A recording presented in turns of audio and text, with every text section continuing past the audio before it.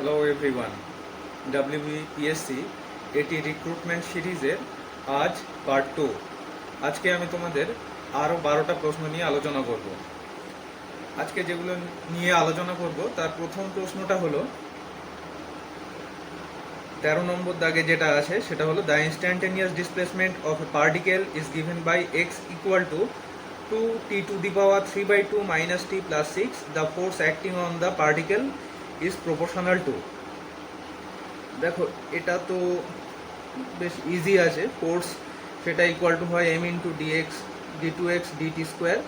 এখানে x দেওয়া আছে 2t⁻³ minus t plus 6। তাহলে এখান থেকে dx dt করলে এটা পেয়ে যাব আমরা 2 × 3/2 t⁻½ minus 1 d2x dt square. এটা করলে আমরা পেয়ে যাব সাম কনস্ট্যান্ট ইন্টু t⁻−12। তাহলে f এটা প্রপোর্শনাল টু হয়ে যাবে t⁻−12। তাহলে এখানে যে অপশানটা ঠিক হবে সেটা হলো অপশান ডি। এরপরে আসছে 14 নম্বর দাগ, the first law of thermodynamics states that. এটা আমরা এর আগের ভিডিওতে আলোচনা করেছি। এর উত্তর হবে heat is a form of energy. তাহলে এটা হবে অপশান ডি। এরপরে যেটা আসছে 15 নম্বর দাগ, সেটা হলো refractive index of A medium with E and mu as dielectric permittivity and magnetic permeability respectively is given by। দেখো 15 নম্বর দাগে মিউ মানে রিফ্র্যাক্টিভ ইন্ডেক্স, এটা সমান আমরা জানি C/V, যেখানে সিটা হলো লাইটের ভেলোসিটি ইন ভ্যাকুয়াম এবং ভিটা হলো মিডিয়ামের মধ্যে লাইটের ভেলোসিটি। এগুলোকে আমরা লিখতে পারি 1/√μ0ε0 বাই ভি এর জায়গাতে আমরা লিখতে পারি মিউ এপসিলন। তাহলে এটা আলটিমেটলি হয়ে গেল মিউ এপসিলন ডিভাইডেড বাই μ0ε0, যে অপশানটা এখানে আছে তোমার অপশান ডি। এরপর আসছি কোয়েশ্চেন নাম্বার 16। এটা আছে a body of mass m1 collides elastically with another mass m2 at rest, there is a maximum transfer of energy when. চারটে অপশান দেওয়া আছে। দেখো তোমরা থিওরিতে পড়েছো যে ইলাস্টিক কলিশন হলে সেখানে কাইনেটিক এনার্জির কোনো লস হয় না, এবং এখানে যদি মাসগুলো সেম থাকে এবং তারা যদি ইলাস্টিক্যালি কোলাইড করে তখন তাদের মধ্যে ভেলোসিটিটা এক্সচেঞ্জ হয়ে যায়। তার মানে সেক্ষেত্রে ম্যাক্সিমাম ট্রান্সফার অফ এনার্জি ঘটবে। তাহলে এই ক্ষেত্রে যে অপশানটা ঠিক হবে সেটা হলো অপশান সি। এরপরে আসছে number 17। In reversible process the value of change of entropy. দেখো এটা আগের ভিডিওতেও আমরা আলোচনা করেছি। রিভার্সিবল প্রসেস হলে চেঞ্জ ইন এনট্রপি হবে 0। ইরিভার্সিবল প্রসেস হলে সেখানে change in entropy greater than হবে 0। তাহলে এখানে রিভার্সিবল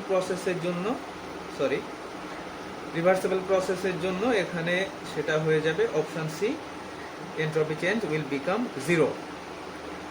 এরপরে আসছে 18 নম্বর দাগ, সেটা আছে the angle of incidence at which the reflected light is totally polarized for reflection from air to glass।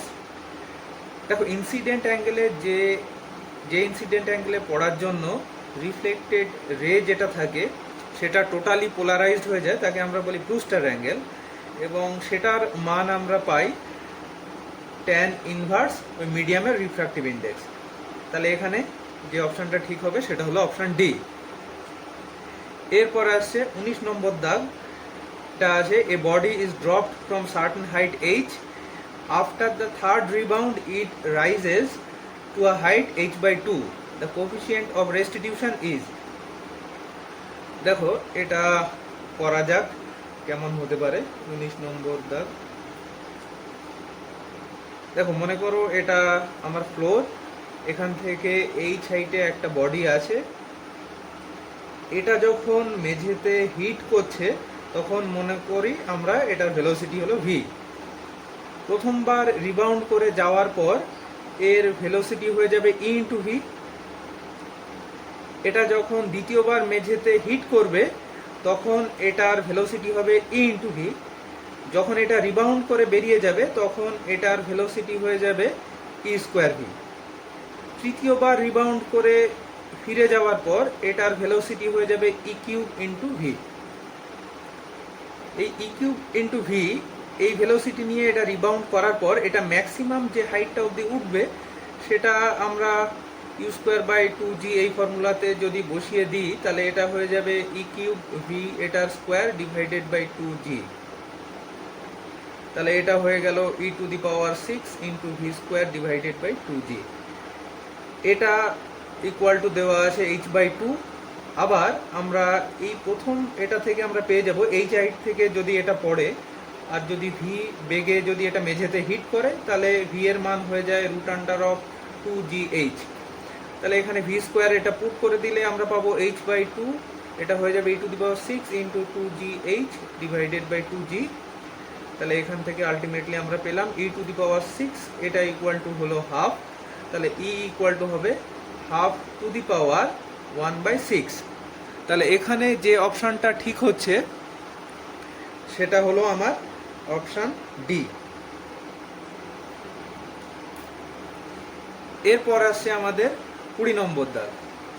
In irreversible process the value of change of entropy is, এটা আমরা এখনই আলোচনা করলাম, এটা ইনক্রিজেস হবে, এটা হবে অপশান এ। এরপর আসছে 21 নম্বর দাগ। An electric fan is placed on a stationary board and air is blown with it on the sail of the board, which of the following statement is correct. দেখো, একটা নৌকার উপরে আমি যখন ফ্যান রেখে আমি যখন পালে হাওয়া দেব তখন আমি ফ্যান দিয়ে আমি বায়ুর উপরে একটা ফোর্স প্রয়োগ করছি, তাহলে ফ্যানটাও আমার একটা রিয়াকশন ফোর্স পাবে। এবার আমি পুরো বোর্ডটাকে যদি একটা সিস্টেম হিসাবে ধরে নিই তাহলে আমরা বলতে পারবো এখানে ফ্যান এবং বায়ুর মধ্যে একটা ইন্টারনাল অ্যাকশন এবং রিয়াকশন ফোর্সের মতো কাজ করছে, যেখানে বাইরে থেকে সিস্টেমটার উপরে কোনো ফোর্স দেওয়া হচ্ছে না। তাহলে বাইরে থেকে যদি এক্সটার্নাল কোনো ফোর্স না দেওয়া হয় তাহলে অ্যাজ এ হোল সিস্টেমটার কোনো মুভমেন্ট হবে না। তাহলে এখানে আমরা বলবো যে the boat will remain stationary as before, এই অপশানটাই হবে ঠিক, কারণ এক্সটার্নাল ফোর্স না দিলে সিস্টেমটার কোনো মুভমেন্ট হবে না। এরপর আসছি আমরা 22 নম্বর দাগ। The power factor of an AC, the power factor of an AC circuit having resistance R and inductance L connected in series is given by, চারটে অপশন দেওয়া আছে। দেখো, পাওয়ার ফ্যাক্টরের ফর্মুলা আমরা পড়েছি, cos phi সেটা ইকুয়াল টু হয় resistance divided by impedance. এখানে আর ডিভাইডেড বাই ইম্পিডেন্সের ভ্যালু হবে, এখানে যেহেতু এটা এলআর সার্কিট আছে তাহলে ইম্পিডেন্সের ভ্যালু হবে √1/r² প্লাস ω² L²। তাহলে এখানে যে অপশানটা ঠিক হবে সেটা হলো অপশান বি। এরপরে আমরা আসি কোয়েশ্চেন নাম্বার 23। এটা আছে the change in entropy of a liquid when it is converted into vapour is given by, চারটে অপশান দেওয়া আছে। দেখো, এটা হলো 23 নম্বর। 23 দেখো, আমরা জানি এন্ট্রপি চেঞ্জ সেটা ডিএস, এটা ইকুয়াল টু হয় ডিকিউ ডিভাইডেড বাই টি, যেখানে ডিকিউটা হলো heat released or heat absorb. এখানে লিকুইড থেকে আমরা যখন ভেপার বানাতে চাইছি তখন আমাদেরকে আরও হিট দিতে হবে। কতটা হিট দিতে হবে তার মান হলো ডিকিউ, সেটা ইকুয়াল টু হবে লিকুইডের মাস ইনটু লেটেন্ট হিট। তাহলে এখানে আমরা যদি পুট করে দিই সেটা হয়ে যাবে ml ডিভাইডেড বাই টি। তাহলে এখানে অপশান হয়ে যাবে অপশান বি। এরপরে আসছে 24 নম্বর দাগ। 24 নম্বর কোয়েশ্চেন আছে, a body of mass m is acted upon by a force F and the acceleration produced is A. If three forces each equal to F and inclined to each other at 120 degree acted on the same body, the acceleration produced will be. 24 নম্বরের প্রশ্নটা আছে এরকম যে এখানে ধরো একটা body আছে, এর উপরে আমি যদি এফ ফোর্স আমি যদি প্রয়োগ করি তাহলে আমার এখানে অ্যাক্সেলারেশন তৈরি হচ্ছে এ। এবার এই বডিতে আমি তিনটে ফোর্স দিয়েছি, যে তিনটে ফোর্সের নিজেদের মধ্যে কোণ 120 ডিগ্রি করে। এই তিনটে ফোর্স যদি দেওয়া হয় তাহলে এখানে অ্যাক্সেলারেশন কত হবে। দেখো, এখানে অ্যাক্সেলারেশন বার করতে গেলে আমাদের তিনটে ফোর্সের রেজাল্ট্যান্ট কত হবে সেটা আগে বার করা দরকার। এখন রেজাল্ট্যান্ট বার করতে গেলে এখানে আমাদের যদি ভেক্টর রেজলিউশন করে নিই তাহলে আমাদের হিসাবটা করতে সুবিধা হবে। রেজলিউশন কিভাবে বার করব আমরা, এটা পুরোটা যদি 120 ডিগ্রি হয় তাহলে এটা 90 ডিগ্রি, এই অ্যাঙ্গেলটা হয়ে যাবে 30 ডিগ্রি, এটা এফ ফোর্স, এখানেও ঠিক একই রকমভাবে এই অ্যাঙ্গেলটাও হয়ে যাবে 30 ডিগ্রি, এটা এফ ফোর্স। তাহলে এই কম্পোনেন্টটা হবে এফ কস 30, এদিকের কম্পোনেন্টটাও হবে এফ কস 30, এই দিকের কম্পোনেন্টগুলো এটার জন্য হয়ে যাবে এফ সাইন 30 ডিগ্রি, এটার জন্য এদিকের কম্পোনেন্ট হয়ে যাবে সেটাও এফ সাইন 30 ডিগ্রি।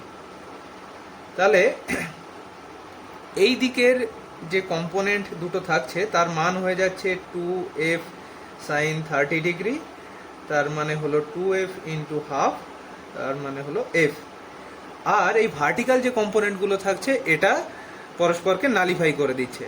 তাহলে আলটিমেটলি পড়ে থাকলো এদিকের ফোর্স, সেটার মান হলো f, এদিকে একটা ফোর্স আছে সেটার মানও হলো f, এই দুটো আবার পরস্পরকে নালিফাই করে দেবে, দিলে আলটিমেটলি রেজাল্ট্যান্ট ফোর্স সেটা হয়ে যাবে 0। রেজাল্ট্যান্ট ফোর্স যদি 0 হয় তাহলে অ্যাক্সিলারেশন সেটাও হয়ে যাবে 0। তাহলে এখানে যে অপশানটা ঠিক হবে সেটা হলো অপশান ডি। আজ তাহলে এই পর্যন্ত, ধন্যবাদ।